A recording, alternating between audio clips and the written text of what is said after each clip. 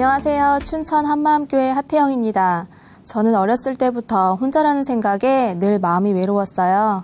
사람들로 허전한 마음을 채우며 물불을 가리지 않고 살았는데요. 사랑과 관심에 굶주렸던 제가 전능자를 만나 영혼들을 사랑하며 복음을 전하는 사람으로 변화된 간증을 나누려고 합니다. 우리 부모님께서는 맞벌이를 하셨는데요. 아빠는 회사 일로, 엄마는 식당 일로 많이 바쁘셨어요. 저는 집에 혼자 있는 시간이 많았고 부모님과 살가운 대화를 나눈 적이 별로 없었어요. 그러다 보니 늘 마음이 외롭고 허전했습니다. 초등학교 3학년 때 엄마가 교통사고를 당하시면서 머리를 심하게 다치셨어요. 그 후 감정 조절이 잘 안 되어 돌발적인 행동을 하셨고 아빠와 자주 다투셨습니다. 결국 두 분이 이혼하시면서 저는 아빠와 함께 살게 되었는데요. 엄마의 손길이 필요한 사춘기 때에 엄마가 없는 빈자리는 너무 컸어요. 도시락을 싸는 것도 집안일도 모두 제 몫이었고 무엇이든 혼자 알아서 해야 하니 너무 힘이 들었어요. 내 삶이 이렇게 된 것은 엄마 때문이라는 생각에 원망과 미움이 가득하게 되었습니다. 늘 바쁘셨던 아빠와는 대화할 시간조차 없었고 마음 둘 곳 없던 저는 더욱 외롭기만 했습니다. 저에게 관심을 가져주는 친구들을 분신과 같이 여기며 외롭고 허전한 마음을 채우려고 했어요. 친구들이 원하는 것, 갖고 싶다는 건 다 해주고 싶었는데요. 불에 타 죽을 줄 알면서도 불 속으로 뛰어드는 불나방처럼 친구를 위해서라면 무엇이든 할 수 있었어요. 한 번은 친구가 마네킹이 입고 있는 옷이 갖고 싶다는 거예요. 가만히 있을 수 없었어요. 친구에게 야, 너 마네킹 위에 거, 난 아래 거, 하나, 둘, 셋 하면 자꾸 튀어. 우린 마네킹을 통째로 들고 전력질주했습니다. 작전은 성공했고 훔쳐서 준 옷이긴 했지만 친구를 기쁘게 줬다는 생각에 마음이 좋았어요. 우리는 친구 집을 라지트 삼아 방과 후 매일 모이곤 했는데요. 하루는 한밤중에 배가 너무 고픈데 먹을 것이 없는 거예요. 돈은 없지. 배는 고프지. 구멍가게를 털기로 작정하고 가방을 챙겨서 나왔어요. 우리는 바람막이 천막을 찢어서 뛰어내리기로 했습니다. 야, 내가 먼저 올라가서 뛰어내릴게. 문 열면 바로 들어와. 하고는 안으로 뛰어내렸어요. 그런데 하필이면 아이스크림 냉장고 위에 떨어진 거예요. 유리가 깨지면서 종아리가 찢어져 피가 났지만 시간을 끌면 걸릴까봐 잽싸게 먹을 것을 챙겨 나왔습니다. 아프긴 했지만 친구에게 무언가 해줬다는 생각에 마음이 뿌듯했어요. 저에게 관심을 주는 사람을 위해서라면 아픈 것도 손해보는 것도 중요하지 않았습니다. 이렇게 저는 친구들과 함께 절도와 가출을 일삼으며 파출소를 드나들었어요. 어느 날 모처럼 집에 들어가 잠을 자고 있는데 갑자기 비가 오는 거예요. 눈을 떠보니 아빠가 제 얼굴에 물을 뿌리고 계시더라고요. 너 당장 일어나 무릎 꿇어. 정신 차리고 앉아보니 절대 부러지지 않을 것 같은 몽둥이 6개가 저를 기다리고 있었어요. 몽둥이 다 부러질 때까지 한번 맞아봐 하시는데 난 오늘 죽었구나 싶었습니다. 저는 한 대 맞고 싹싹 빌고 또 한 대 맞고 싹싹 빌고 손이 발이 되도록 빌었어요. 몽둥이 하나가 부러졌지만 아빠는 마음을 단단히 잡수셨는지 꿈쩍도 안 하시더라고요. 도저히 안 되겠다 싶어 냅다 뛰어 도망을 갔어요. 그때 우리 집이 13층이었는데요. 잡히면 죽는다는 생각에 계단을 3칸 4칸 공중부양하듯 뛰어내려갔어요. 저는 아빠를 이해하지 못했고 반발심이 생겨 한동안 집에 들어가지 않았습니다. 고등학교 졸업 후 바로 동대문에서 옷장사를 하게 되었는데요. 저에게 늘 관심과 사랑을 주던 언니가 실연을 당하고 너무 힘들어하는 거예요. 그 모습을 보니 저도 마음이 아팠고 어떻게든 언니를 위로해주고 싶더라고요. 함께 술이라도 먹어주자 생각했고 위장약까지 먹어가며 날이면 날마다 술을 마셨습니다. 결국엔 걷지도 못할 정도로 위가 아파서 대학병원으로 실려갔어요. 응급실에서 위액을 뽑았는데 알코올만 나온 거예요. 간호사가 황당해하면서 도대체 직업이 뭐예요? 하는데 정말 창피하더라고요. 사람 좋아 물불 안 가리다 한동안 병원에서 생고생을 해야 했습니다. 평소 제 이상형은 보디가드처럼 듬직해 보이는 스타일이었는데요. 흔히들 상남자라고 하죠. 그런 남자를 딱 만난 거예요. 이 사람이라면 평생 나만을 사랑하며 내 마음을 채워줄 수 있을 것 같아 앞뒤 재지도 않고 그냥 결혼해 버렸습니다. 하지만 결혼 생활은 생각처럼 쉽지 않았어요. 저보다 나이가 어렸던 남편은 한 직장에 정착하지 못했고 수입도 일정하지 않았어요. 정말 대책이 없더라고요. 게다가 형편에 맞지도 않는 고급 승용차를 타고 다니니 할부금에 유지비까지 감당이 안 되었어요. 설상가상으로 금융사기를 당해 빚까지 떠안게 되니 아이를 낳고 얼마 안 되어 바로 일을 시작해야만 했습니다. 일을 열심히 했지만 형편은 나아지지 않았고 몸과 마음은 지쳐가는데 남편은 오히려 저를 더 의지하는 거예요.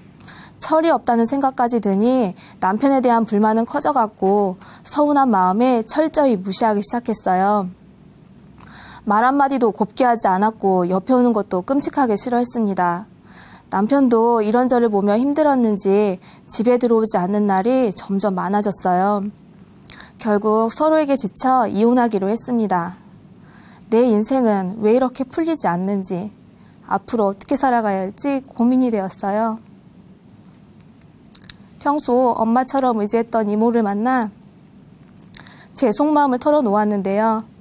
힘들어하는 저에게 교회를 가자고 하셨고 저는 기분 전환이라도 할 겸 이모를 따라 춘천을 가게 되었습니다. 말씀은 들리지 않았고 예배 시간 내내 잠만 잤어요. 몇 달이 지나 찬양 예배 시간이었어요. 너무나 기쁘게 드럼치는 자매에게 제 시선이 멈추었습니다. 얼굴이 해같이 빛나더라고요. 무엇 때문에 저렇게 기쁨이 넘칠까? 나도 저렇게 기쁘게 살고 싶다 생각했습니다. 예배가 시작되었고 한 사람 한 사람 강대상에 나와 자신의 변화된 삶을 간증으로 나누는데 가만히 들어보니 내 문제는 문제도 아닌 것 같았어요. 나도 변화가 될 수 있을까 하는 마음으로 예배에 집중하게 되었습니다. 목사님께서는 삼위일체 하나님 중 한 분이 이 땅에 사람으로 오셨고 그분이 나의 죄 때문에 십자가에서 죽으시고 부활하셨다는 거예요. 도대체 내가 무슨 죄를 져서 예수님이 나의 죄 때문에 죽으셔야 했는지, 예수님이 죽으시고 부활하신 것이 나랑 무슨 상관이 있는지 도무지 알 수 없었어요. 그러다가 여름 수련회에 참석하게 되었는데요. 그때 어떤 형제의 간증을 듣게 되었습니다. 이 세상 신이 믿지 않는 자들의 마음을 혼미케 한다는 말씀이었어요. 마귀가 내 마음도 혼미케 해서 복음의 광채를 가리고 있었구나. 이것을 깨닫는 순간 마음의 안개가 확 걷히는 것 같았어요. 예수님이 정말 부활하셨구나. 제자들은 죽었다가 살아나신 예수님을 만났고 그 후 40일 동안이나 예수님과 함께 했더라고요. 제자들도 예수님이 부활하신 후에야 그분이 구약의 예언대로 오신 하나님이라는 걸 정확히 알았던 거예요. 죽음을 두려워했던 제자들이 목숨 걸고 담대하게 복음을 전할 수 있었던 건 예수님이 바로 천지 만물의 주인, 창조주 하나님이라는 확실한 증거가 있었기 때문이었어요. 제자들은 모두 그 일의 증인이었습니다. 부활이 실제가 되니 예수님이 누구신지가 확실해졌습니다. 예수님은 구약의 예언대로 이 땅에 오신 성자 하나님이셨어요. 부활하신 예수님은 지금도 살아계신 나의 주, 나의 하나님이셨습니다. 하나님이 나를 위해 죽으셨구나.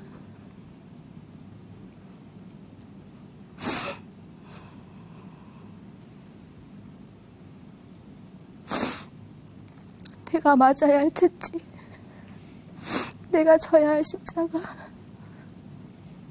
내 손과 발에 박혀야 할 못, 내가 흘려야 할 피를 하나님이 대신 흘리셨습니다. 살이 찢기는 고통을 당하시면서 나의 죄를 감당하신 전능자의 사랑이 보였어요. 내 삶 어디에도 단 한순간도 예수님은 계시지 않았어요. 온통 나밖에 없었어요. 하나님으로 채워야 할 마음을 사람으로 채우려 하는 저를 위해 예수님께서는 자신의 모든 것을 버리고 찾아오셨어요. 그런데 예수님을 배척하고 제가 왕노릇하고 살았던 거예요. 이런 나를, 등 돌리고 가는 나를 하염없이 기다리고 계셨을 예수님을 생각하니 통곡이 나왔어요. 내가 다른 곳을 바라보고 있을 때 오직 나만 바라보고 돌아오기만을 기다리셨던 분, 고난당할 것을 알면서도 창세 전부터 나를 위해 하늘나라의 참 성막을 준비하신 분, 죄 가운데 죽어가는 나를 지켜볼 수밖에 없었던 그분의 마음이 보였어요. 저에게 아무것도 바라는 게 없으셨어요. 생명 걸고 사랑했던 그 마음만 알아주기를 원하셨다고요.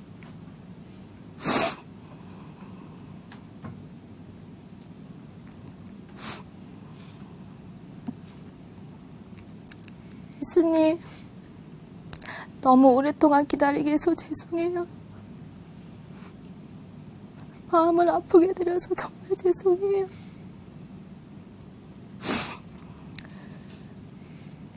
이제 제 안에 들어오셔서 제 인생의 왕이 되어주세요. 이제는 제가 예수님을 위해, 예수님이 주신 사명을 위해 살아가려고 합니다. 오직 나를 사랑하셔서 이 땅에 오셔서 죽으시고 다시 사신 예수님만 믿으며 살겠습니다. 부활하신 예수님은 나의 주인이십니다. 부활하신 예수님을 주인으로 믿으니 저를 향한 전능자의 사랑으로 마음이 가득 채워졌어요. 저는 더 이상 사랑을 받기 위해 사는 자가 아니었어요. 만나는 모든 사람들을 사랑하기 위해 이 땅에 존재하는 자였습니다. 하나님의 사랑이 부어지자 엄마 생각이 가장 많이 났어요. 엄마가 사고로 힘드셨을 때 제가 힘이 되어드리지 못하고 도리어 나를 더 힘들게 한다며 원망했던 마음이 죄송했어요. 엄마에게 전화로 사랑한다는 마음을 전했고 딸아이를 데리고 엄마가 계신 전주를 찾아갔습니다. 차에서 내리는 우리를 보고 한달음에 달려오시는데 그동안 얼마나 보고 싶었을지 말하지 않아도 알 수 있었어요. 오랜만에 만난 엄마는 부쩍 늙고 왜소해 보이셨어요. 마음이 아팠습니다. 그동안 엄마 때문에 외롭고 힘들게 살았다고 생각했는데 그게 아니었어요. 전 엄마께 그동안 많이 외로웠지. 미안해. 내가 예수님을 믿지 않아서 엄마를 미워하고 원망했어. 정말 미안해. 이제부터 정말 잘할게. 진심으로 용서를 구했습니다. 우리 엄마는 지금도 교통사고 후유증으로 기력이 약해지면 갑자기 쓰러지곤 하세요. 엄마를 날마다 찾아갈 수는 없지만 날마다 안부를 묻고 기도하고 있어요. 엄마의 주인이시고 저보다 엄마를 더 많이 사랑하시는 예수님께 엄마를 맡겨드릴 수 있어서 감사했습니다. 그동안 제가 남편을 얼마나 외롭게 했는지도 보였어요. 저는 사랑을 받지 못한 피해자가 아닌 그 사랑을 짓밟는 가해자였습니다. 남편의 마음을 철저히 무시하며 얼마나 큰 상처를 줬는지 알게 되니 용서를 빌기 위해 편지를 썼어요. 그동안 당신의 마음을 너무 몰랐어. 미안해. 누구보다 내가 당신을 더 많이 사랑했어야 했는데 많이 외로웠지. 미안해. 이제부터 당신의 마음이 열릴 때까지 기다릴게. 고백했어요. 남편은 가슴 아프게도 별 반응이 없었는데요. 그동안 저에게 받은 상처가 커서인지 제 마음을 받아들이는 게 힘들어 보였어요. 그런데 저는 남편을 포기할 수 없었습니다. 남편의 마음이 다치면 다칠수록 주님만 더욱 의지하며 남편을 위해 간절히 기도를 드렸어요. 그러다가 남편과 잠깐 떨어져 살게 되었는데요. 어느 날 성경을 읽는데 믿지 않는 남편이 아내의 착한 행실로 돌아온다는 말씀을 받게 되었고 무심하고 냉정해진 남편에게 오히려 사랑을 표현하게 되었습니다. 저는 남편에게 자기야, 보고 싶어? 사랑해? 애교 섞인 문자를 보냈어요. 아이와 함께 만날 때면 자기야, 예전엔 몰랐는데 우리 세 식구가 함께하니 너무 좋네. 행복하다. 사랑하는 마음을 전했더니 남편의 마음이 조금씩 열리더라고요. 잠시 떨어져 있던 우리는 4개월 만에 다시 합치게 되었는데요. 최근에는 새 보금자리도 마련하게 되었어요. 오래되고 낡은 집은 좁고 불편하기도 하지만 지금은 우리 세 식구가 함께 할 수 있다는 것에 감사한 마음뿐입니다. 남편을 바라보는 제 마음은 새 신부처럼 설레기만 한데요. 남편도 저에 대한 마음이 좋아져서 예전처럼 저를 많이 도와주고 사랑해주고 있어요. 제가 요리를 하면 칼은 조심해서 사용해 웃어주고 무거운 것을 옮길 때면 이런 건 나한테 얘기해 혼자 들지 말고 다정하게 말을 해줘요. 지금은 착실히 직장을 다니며 가장으로서 좋은 모습을 보여주기 위해 많이 노력하고 있답니다. 얼마 전 집들이를 하게 되었는데요. 우리 부부 사이를 잘 알고 있던 사람들은 우리 가정이 회복된 것을 너무나 놀라워했어요. 저는 예수님을 주인으로 믿지 못해서 남편을 무시하고 살았다며 복음을 전할 수 있었어요. 가정이 회복되고 나니 아팠던 시간들이 오히려 복음을 전하는 통로가 되고 있음에 너무 감사했습니다. 전능자 하나님께서 이 땅에 오셨다 가시면서 저에게 주신 사명이 바로 복음을 전하는 것인데요. 이것이 하나님을 향한 그리고 영혼들을 향한 가장 큰 사랑이더라고요. 하루는 열차 안에서 옆자리에 앉으신 아저씨가 핸드폰으로 등산로를 검색하고 계신 거예요. 등산 다녀오시나 봐요. 제가 놀라운 영상 하나 보여드릴게요. 했더니 웃으며 핸드폰을 건네주시더라고요. 오직 주만이 영상을 보여드렸더니 간증하는 분 이름이 친구 이름과 똑같다며 너무 집중해서 보시는 거예요. 몇 편의 간증을 더 보시고는 너무 좋다며 집에 가서도 계속 보겠다고 하시는데 너무 기대가 되었습니다. 아저씨의 마음에 복음이 심겨지고 그 영혼이 살아날 것을 믿으니까요.